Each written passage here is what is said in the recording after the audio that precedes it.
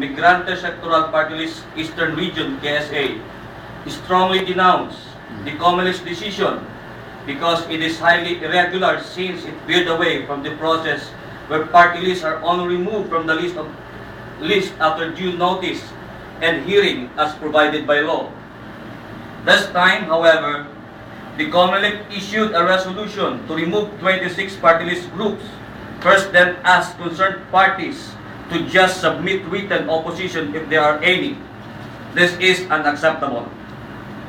The Comelec NBAC Resolution number 8679 that was issued October 13, 2009, ordering the removal of party list groups who allegedly failed to comply with Section 6, Item number 6 of Republic Act 7941, otherwise known as the Partylist System Act. The said provision cites the ground of exclusion of party lists which failed to participate in two preceding elections or failed to obtain at least 2% of the votes cast in two preceding elections.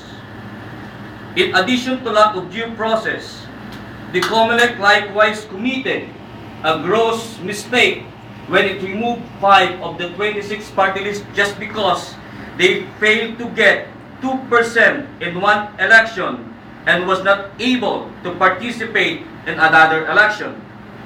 This clearly negates the qualifier and the provision wherein the instance of failure should be committed twice and in two preceding elections.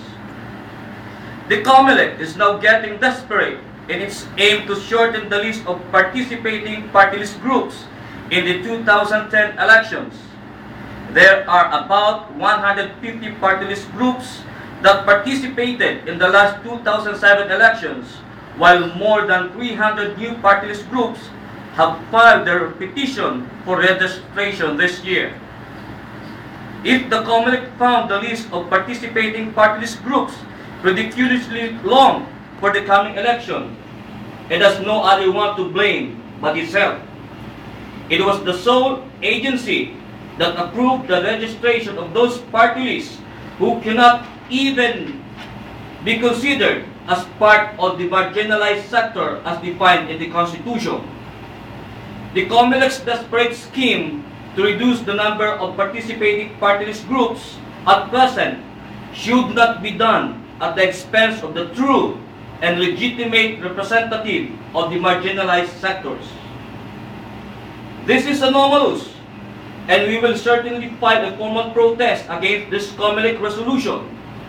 Unfortunately, it is only the Malacanang-backed party list groups who are going to benefit from this Comelec decision, while legitimate representatives of the marginalized sectors of our society are getting denied of their right due process.